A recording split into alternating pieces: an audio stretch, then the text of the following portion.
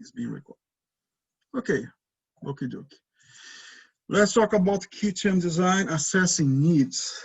This assessing needs, it's something really important because as a designer, we don't do anything without information. That's basically what is the focus of this class today. As an introduction, we need to understand one thing.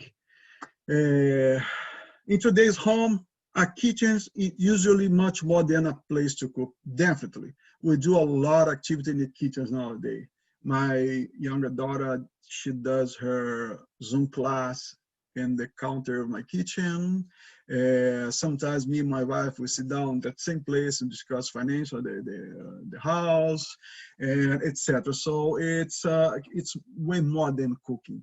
I was watching the news, for example, this week, and we have a lot of, there are a lot of journalists work at home. They call it home studios because of the pandemic.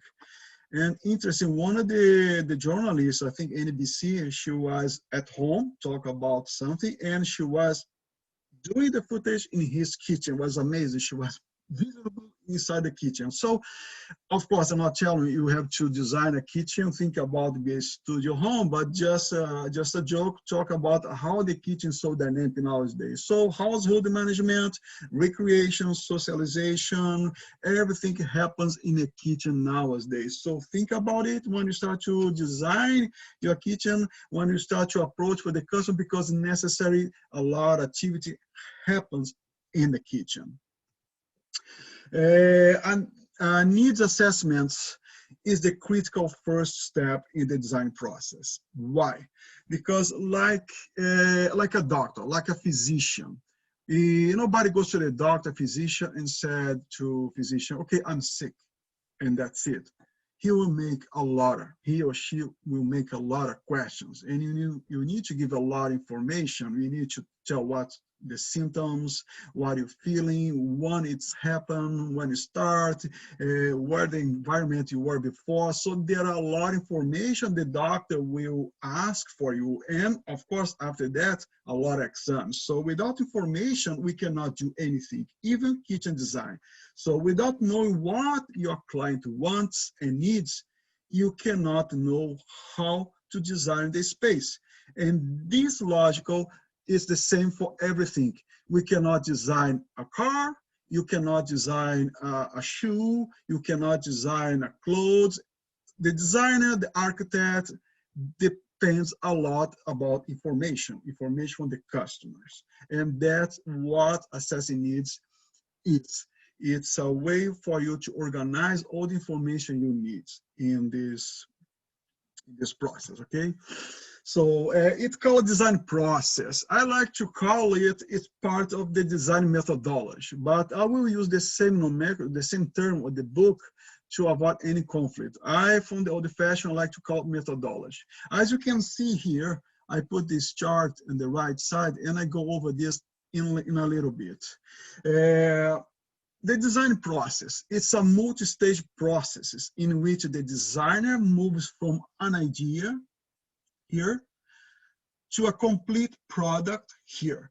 So we can't see your screen. What? We can't see your screen. You can see my screen? Oh. No. Let me go back. I thought I was sharing. Well, let it go. Sorry about that.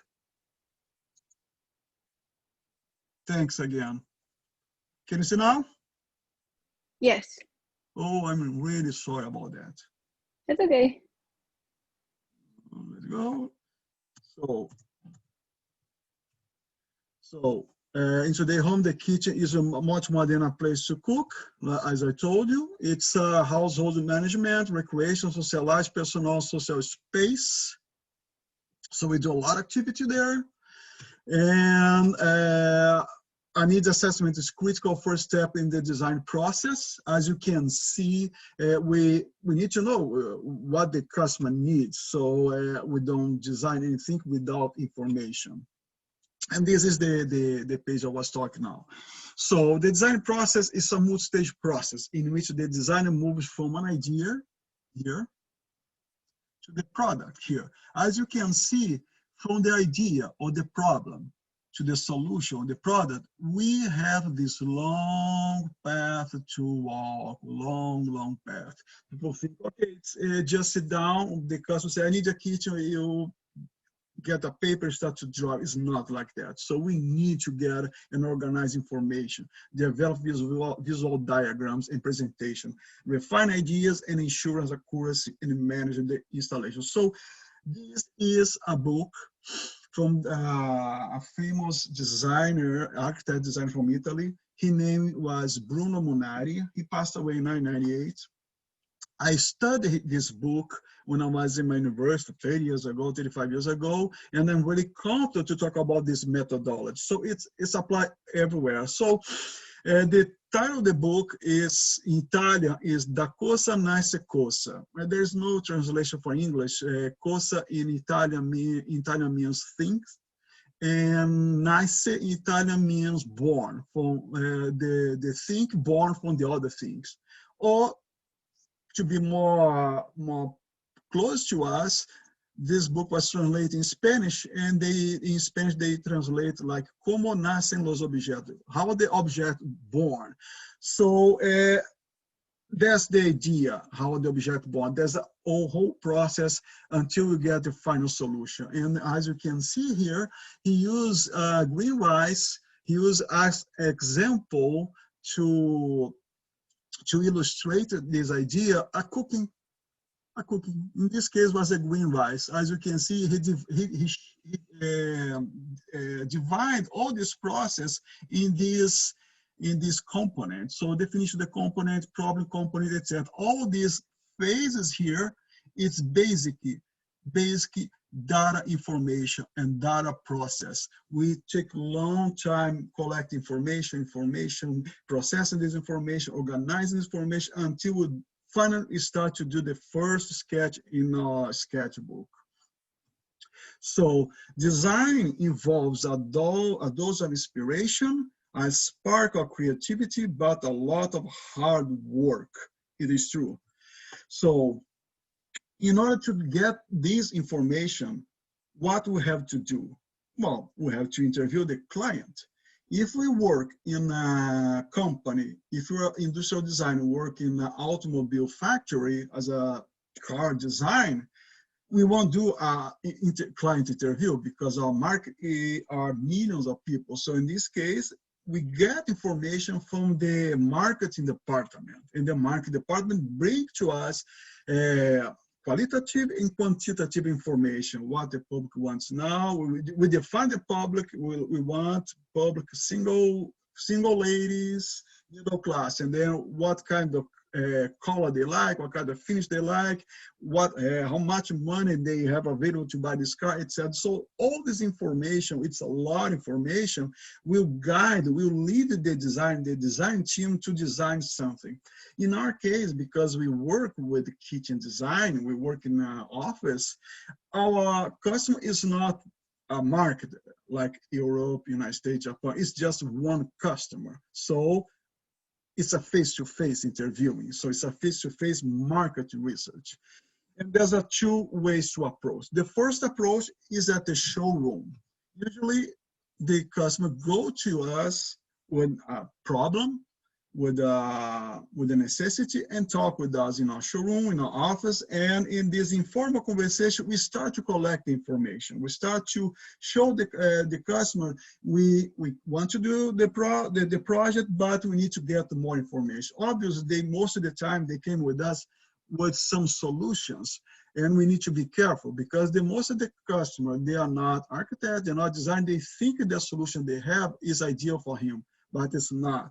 We need to make sure for the customer, we need to go over a lot of information before we say, yeah, this is a good solution, or no, this is not a good solution, because there's a lot of questions involved in this situation. Not only the materials, not only the measurement, but financial too. Probably he wants something, it's beyond his budget.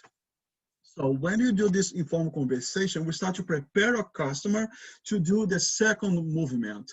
It's when you go to the site. It's really important to go to the site of the customer to visit the place. Soon you will need a more structured needs assessment, interview, and information gathering session with your client.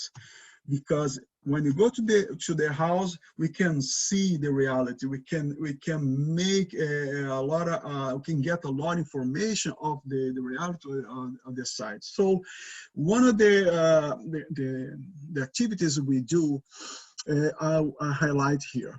At the client's home provides opportunity to observe it firsthand and to measure. So this opportunity to observe means observe the space, observe the quality of the environment, the fixture, observe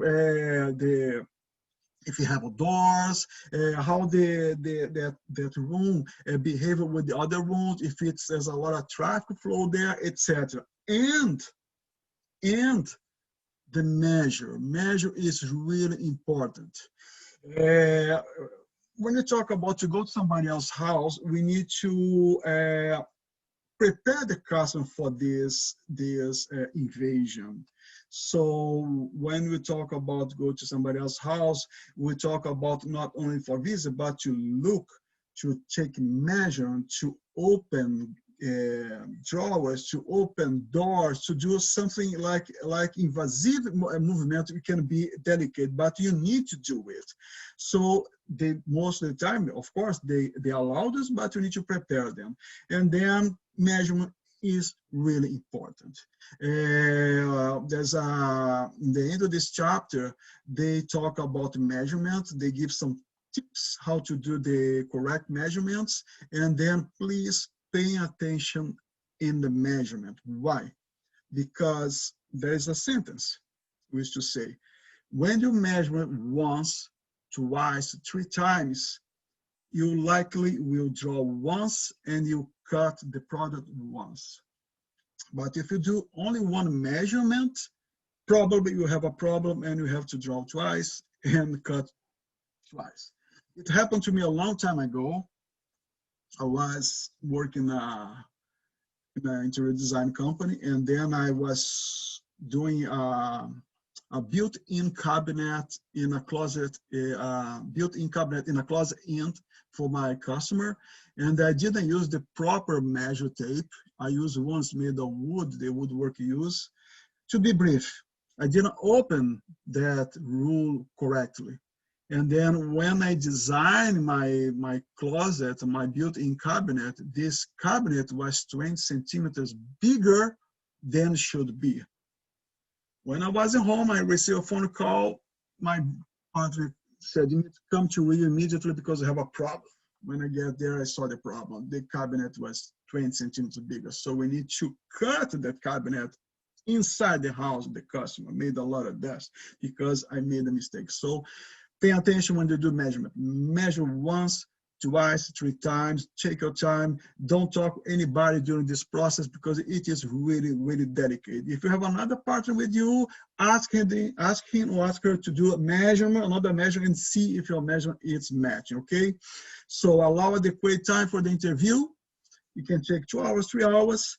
Let client know it is including taking measurements, and ask permission to take pictures. Pictures is really important because we will write a lot of information. Of course, we will write a lot of information. You will take with you your sketchbook. You will do some sketch in your sketchbook, blah, blah, blah. But pictures always is special because everything you write, everything we sketch, you want to be there, and the picture shows more. So ask permission and take pictures. Now everybody has a smart camera, so it's really easy to do that. Make sure you will gather all information in one visit. Avoid multiples visiting at the client's house. Yes, avoid. Of course, it can happen. Maybe you can go one day only to do the interviewing, only to do this checklist, and the next day we can do the measurement, depends on the circumstance. But if you can do everything at once, it's better because most of the customers, they're not get comfortable, have a person, a stranger person in his house and looking, take pictures, etc. So try to do everything at the same time. So be organized and be focused during this process, because this is really delicate. We need to get all this information accurate, okay? So to make it more clear, I always, every time I talk about interviewing customer, I came in my mind this quote from Epictetus. He was a philosopher from Greece. He said, "We have 2 ears and 1 mouth, so that we can listen twice as much as we speak." So that's a good thing. When we're doing this kind of work, believe me, we talk less. Our job there is make questions. We won't make any suggestion. We won't give any expectation with the customer. That moment, we won't talk about fashion. We won't talk about, I think should be this, should be that. We don't talk about what we will do. At that very moment, everything we have to do is collect information. So when you have this assessment form in your hand, make it easy, because we can do direct to the point and leave the customers talk. He needs to talk more than you. I have a friend, he's a really good designer, but he have this problem. He used to talk more than the customer. I say, "Guy, you need to stop talking so much. You need to listen more, because they have to speak, not you. You only speak at the end of the process when you do the presentation of the project. But this very moment, we are just ears and not mouth, okay? Don't forget this." So needs assessment form. That's what we'll talk today. That's the good thing, because the Kitchen and Bath Association, they did this for us. My time in my country, we have to create our own questionnaire. You need to every time to put more information, erase information, but here now, everything is ready for us. So the National Kitchen and Bath Association developed a kitchen and design survey form. I divided this form in 3 years. If you read the book, they didn't put any number, but I put number. The first is the client information form. There are 2 forms for client information forms. The first form is the first thing to know: who used the kitchen, their physical profiles, any specialized needs, how old are they, and their measurement. Oops, we talk about this. This is ergonomy. This is anthropometry. Yes. So this is talk about your customer. The kitchen, and who is sharing, who is cooking, who is cleaning, what kind of activity you do there, types of food, cultural, ethnic, religion, have all, the profile of your customer. You need to know, because if he's a bachelor guy, it's one need. If he's a family, it's another need. If this family likes ethnical food, it's another reality. So everything impact in the design, everything impact of the product you will choose for this customer. So this is who is using the kitchen. And the form 2 is talk about the client's home, their or his or her space. You may work on a single family home or multi-family housing communities. And this is really important to highlight, because if the customer live in a house, it's just a regular house, you have more, like say, freedom to do some intervention in the project. But if he lives in an apartment, if he lives in a community, this process will be more plaster, because it depends on permits, it depends on codes and regulations. So this form 2 will bring you information about the site where we work, okay? So even in the form 2, you will do something we call home tour. It's the moment when you go to the house of the customer, the big picture of client's home, sizes and numbers of the rooms, entrances and traffic flow, installation and fixtures, etc. Also, observe the customer's sense of style and colors, what your clients like and don't like about the rooms in their home. I would like to make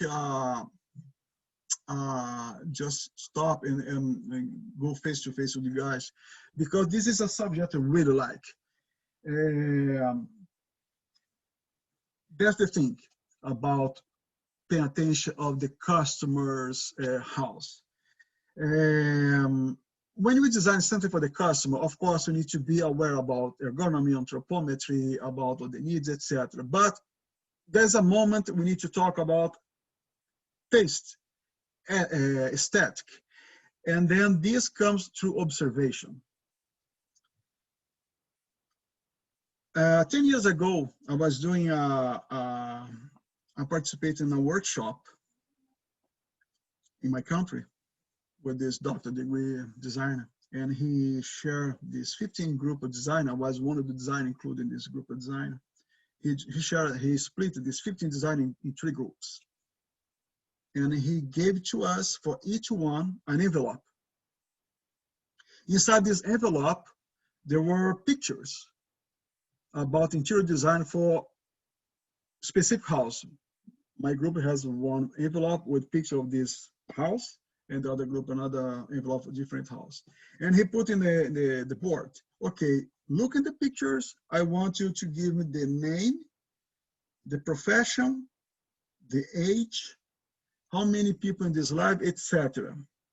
So he made a question about something really personal about that person. Say how we can know. When you put all the pictures on top of the table, I start to see all the details, because they took pictures of the house, the person, the details, the vase, or the decoration. Believe me, when you start to go over all these pictures, we start to see who lived in that house. In my case, we could tell it was an old lady, and probably she was a teacher, she was a grandmother. I don't remember, it was 10 years ago. Anyways, when you stop doing this job or this workshop, he put the answers, and our answer always match with the reality. So what I want to say for you is the people, us, you, me, anyone, we show up our taste, our aesthetic through our clothes, through our objects. When you go to somebody else's house as a designer, pay attention to these details. Wow, there's a lot of blues here. She likes blues. She likes this color blues. Wow, she likes flower. Wow, there's a lot of flower patterns. So you can see when the people manifest their taste through the objects, to the clothes they wear. I remember once I had a customer, she came to me to buy a shade for her kitchen. And she had a beautiful kitchen. She showed the picture of the kitchen, but she said, I need a Roman shade for my kitchen, but I don't know which color to use. I want to put something we can make this beautiful. I said, well, we need to get an accent color to make this beautiful, because you have this beautiful brown cabinets, dark, and this floor is lighter. It's okay, but the windows could be a focal point. What about with the accent color? She said, which color? And then I look at her, and I saw she was wearing a really beautiful pullover, like maroon, really beautiful color. I said, wow, I love your pullover, and this color is really beautiful. She said, yes, one of my favorite colors. So what about to make a shade with this color? And then I got the booklet of the brand she chose, and there was a similar color, and she chose and put in there. So that's the sign we need to pay attention all the time as a designer. Pay attention to people, how they work, how they get dressed, the color they use, everything reveal the taste. And then we can work the aesthetic with them, okay? But be this a low profile, don't be so intrusive. Be more discreet when you look the people's decoration, the interior of the house, make some question, because we'll need this information when you define the color, pattern, style, etc. Okay? All right, going back to the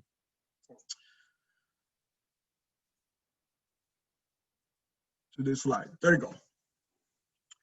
So this home tour will make possible for you to do this this ethnological approach, to not only get the measurement, not talk about only the layout. You see how the architecture is, where the windows is set, where the daylight hits the window, etc. But you can see how those people behave inside the house, what they like, etc.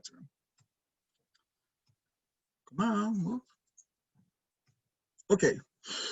The second is the checklist for client use. This checklist is one of the checklists we give to the customer before we go to the house. A checklist they can do by themselves. This checklist shows kitchen activities, kitchen storage, inventory. There are 4 forms for this client use. I put 2 now. In the next slide, I talk about the other 2. The number 3 is checklist for kitchen activities. It can be sent in advance, as you see, of the interview, and then reviewed during the interview. We'll talk about food preparation, cooking, serving, cleanup, other food-related activities, household management, relaxing, recreation, socialization. And the form 4, it helps to determine your client's storage needs. Storage is really important. When you talk about interior design, storage is crucial. People gather a lot of stuff. People sometimes they clutter. They get a lot of products, and they don't know what to do. So one of the good steps to do a good interior design is resolve the problem with the storage. So the form 4 will help you to know which kind of product they have, which kind of the appliance material they have, for you to define the correct storage for these customers. So this inventory is divided into sections representing categories of items typically stored in kitchen cabinets and pantries like this. Not only the food, but the utensils, the plates, etc. So, in the form 5, talk about cabinetry, surface, and kitchen features checklist, appliance preference checklist in form 6. So, after have the big picture about client's home, ask what they do and don't like in a kitchen, and what is feasible for their space and budget.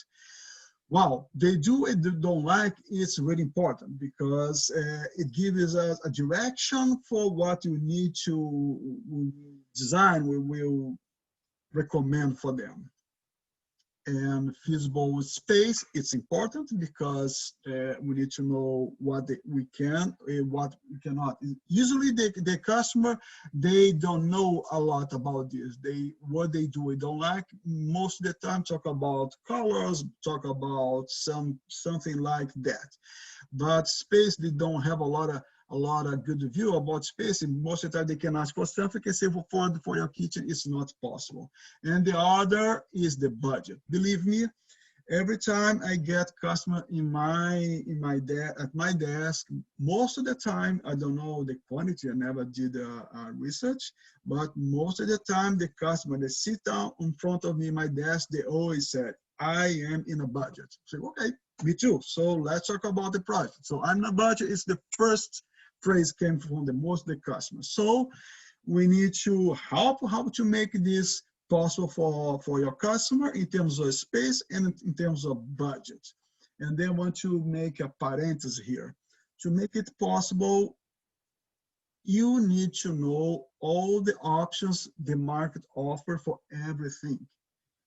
What's the top quality cabinet? What's the medium quality cabinet? What's the good quality cabinet? What's the top quality appliance, the medium quality appliance, the good quality appliance? You need to know the difference because most of the time the customer, they don't have any idea what they want, and you need to tell them, okay, in your case, the best will be this here because this is a more affordable and offer this and that quality. We'll talk about this a little bit at the end of the slides. I want to talk about the subject, how to get informed of this, because as a doctor, we will prescribe it too. And to prescribe something, we need to know what we will prescribe, okay? And the last one is the job site and the house information form. We have 1, 2, 3, 4, 5, 6 forms here, but they're really short. One is talk about job site inspection. The other talk about dimension of mechanical device. The other talk about window measurements. The other talk about door measurements. And the other talk about fixture and appliance measurement. Pay attention to this. At the very beginning, we talk about appliance here, as you can see. in this checklist, talk about appliance preference. The appliance the customer would you like to have in this form. But in this form here, when you see appliance, is the appliance he has in his house. Probably he can reuse. So that's why we need to know what he has now. I know he wants to have a new refrigerator with 2 doors, but at this very moment I need to know he has one old refrigerator, only 1 door, he has etc. So in these forms, job site and house information, you get all the information it does exist. And the other is information he would like to have, okay? So it helps you to know qualitative and quantitative information. Before you can begin the actual design, make a thorough assessment of the job site. So you need to know what you have there. And usually when you do this, especially when you do this job site information, we always do this. We take our sketchbook, not only take note, but we sketch. We make a sketch of the environment, to make a top view and show what we have at this very moment. And then this is the beginning of your project, because you have, remember the first class, we talk about the view plan, the first plan, the plan we have, and the second plan, the plan he will have. So this is what he has at this very moment. Okay, needs assessment form. And as you could see, as you notice, this is really, really intensive. I remember a long time ago when I was doing a project for my college, my university. I like to give examples, okay? Because I like to show my experience for you, my mistakes, and don't do the same. I was part of the group of students, was responsible to design a lab inside a truck. In my university, we have a huge university in Rio, and then we were hired for the rector to do this project for the biological center, school center. So we need to, the goal was we need to make a lab in a truck, in a huge container. And this lab will work for 14 different labs, since the microbiology lab until the mammal lab, the oceanographic, anyways. To make this lab possible, we spent 1 month visiting these 14 different labs and documenting all kinds of materials, equipment they have. Back time, I'm talking about 1987, computer was something totally different from now, no internet. So it took 1 month only gathering all this information, take a picture with film camera. And then after this moment, we take more 1 month, organize all these files, documenting and selecting in categories, etc. After 2-3 months, we start to make some sketch. So this will talk about of course, it's a kitchen. It's not a lab for a university. We don't have 1 month, 2 months to do that. But what I want to say is, for us designer, this moment to get information is really important. We don't draw anything without information. The doctor won't prescribe any medicine for you without you give him information, okay? It's the same for us. Let's go back to the screen. There you go. It is an extensive process, but this process will guarantee your project success. Of course, because without information, you can design stuff. Oops, I don't want this. Who will talk? I want this countertop. Why do you think I have this L shape, etc.? We spend more time gathering and processing information than drawing and design. Believe me, it is true. This is a fundamental phase. Some scholars state that in the design process, 70% of its time are dedicated to that phase. I have a friend in Brazil, he's a designer like me. He always say this quote, and I like this quote. He said, Demetrius, the design process is 30% inspiration and 70% transpiration. It's true. We spend more time doing all this going back, get information, then doing the best part is designing, creating, using color, etc. But that's the way it is. But one type for you guys here is really important. Let me stop sharing because I like to look face to face. I want to give some types for you. I taught this the first class. When you start to work, all of you, when you start to do this job, interview customer and collect materials, you have to save all this information. Those information will start to collect for the rest of your life. It's like gold. It's worth like gold. It's information a lot of people pay to get this information. So you get this information because, for example, if you work in your county, in your city, and you start to work with different customers, believe me, at the end of 1 year, visiting 10, 20 houses, 30 houses, you will get a really substantial, precious information. We call it qualitative information. You know the taste of the people that area. You know how much that people want to spend, how they can expand their money. You get a lot of precious information you should keep for you because this is really expensive. This is really valuable. So for the rest of your life, when you start to work with this job, never discard any information like that. And then we can see after 5 years, we can make a graph to see the evolution.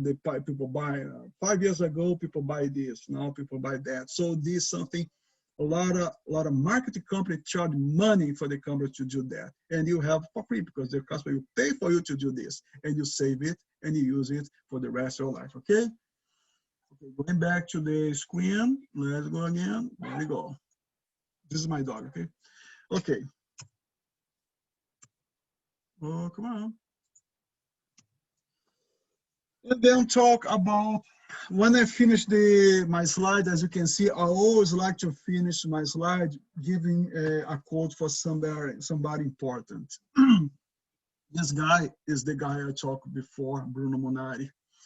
And he said something I really like. To complicate is simple.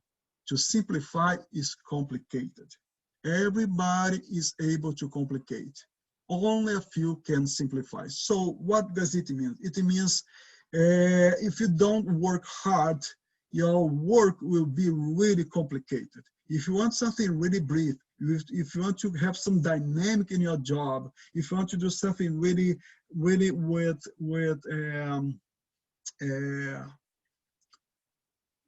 English, it's okay. If you want to be more dynamic, you need to work hard.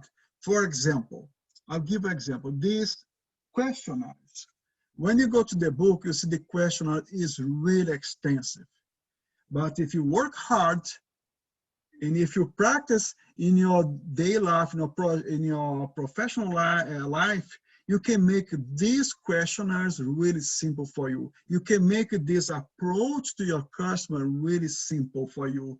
At the very beginning, the first movement, the first time you work will be really complicated because there's a lot of information and they will be totally lost. It's normal, but work hard.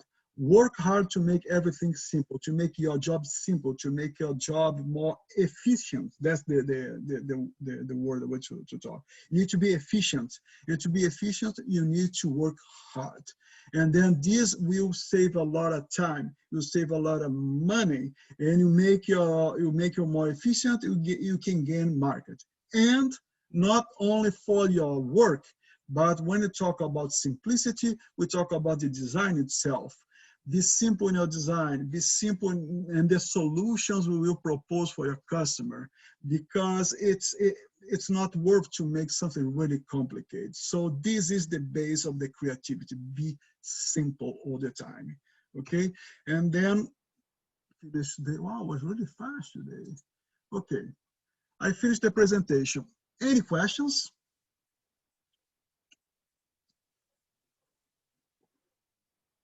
I see everybody's here. Okay. So that's it. Did you understand what I say? Everybody understand what I say? Good. Yeah. For this week, there were 2 things that you posted, but when I click on them, they're empty. Oh. I don't know if anybody else is having that problem. Let me see. Let me see here. Let me share what I have here. Here. So what? The small kitchen ideas? The kitchen ideas and then the 51 small kitchen. It's not visible. It's a link. Let me see. When you click, it go to a link for, let me see if it goes. Okay, sorry. So I will, thank you to tell me. Okay, I will fix it. It's a link for a website, talk about ideas. Thank you to tell me. Okay, I'm still, as you can see, okay, we should put here. Okay, I will fix this now, okay? And I promise today will be totally okay with these links. It's 2 links, I found it. I found really interesting. Talk about kitchen design ideas. And the other talk about 51 small kitchen design ideas. And then step by step, I start to put something for you, like for you guys, links, web page, videos. I want to, again, I don't want to overwhelm you guys, but I have a lot of material, so I want to give all of this for you to make it easy for you to do your project, okay? And then now I would like to do another other thing, if you guys allowed me. I would like to show a video. I know I finished really early, 6:45. I talked really fast, and then today was really brief. But before I show this video, so any question about this assessment needs? No, no? For the measuring the kitchen and stuff, you said to measure like 3 times. So do you mean also to measure the stuff they have in the kitchen, like the stove and stuff like that? Yes.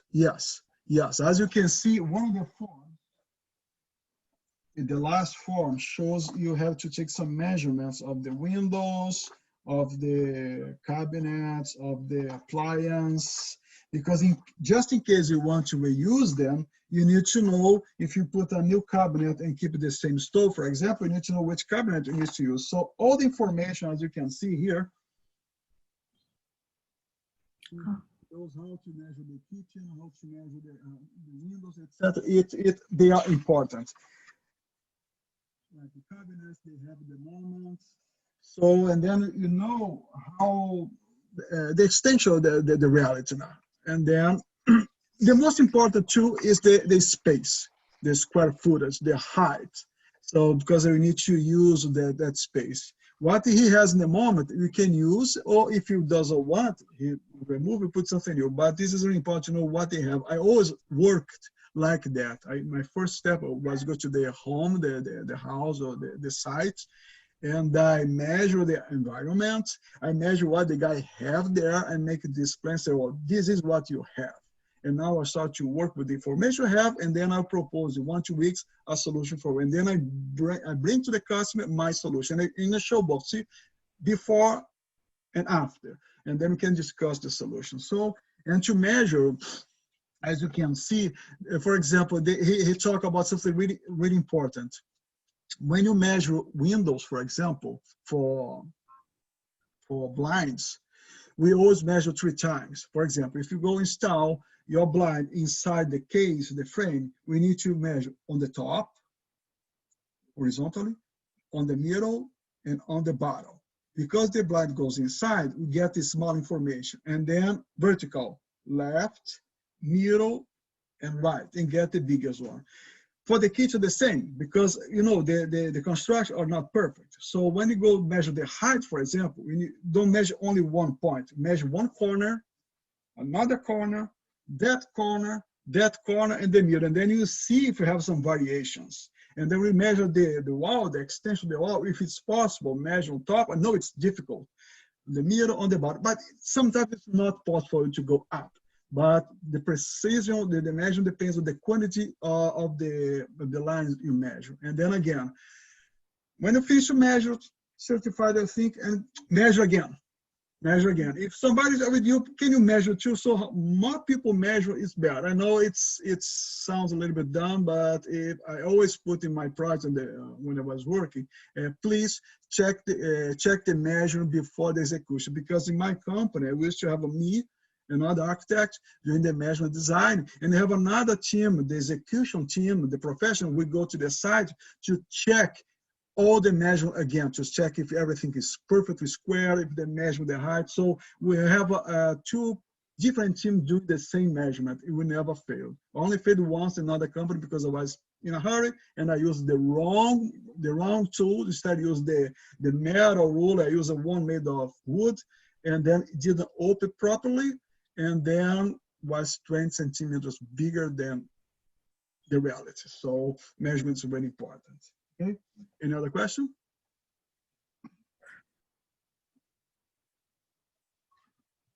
Nope. Okay.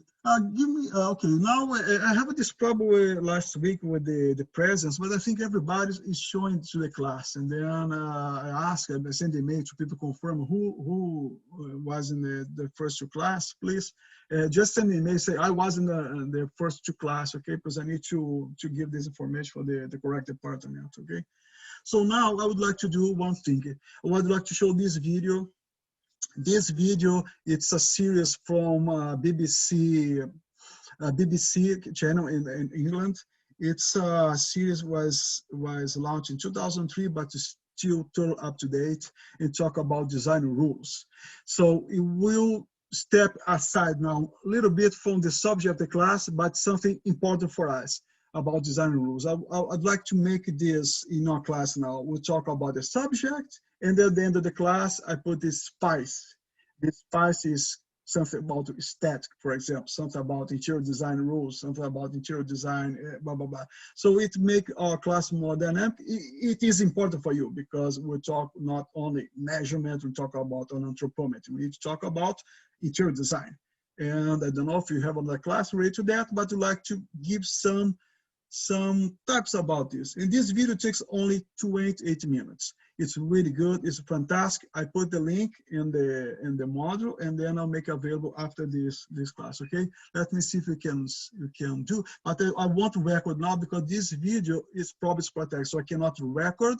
I need to stop the recording, and then we show the video. But the link is already in our course. Okay. Let me stop the recording now.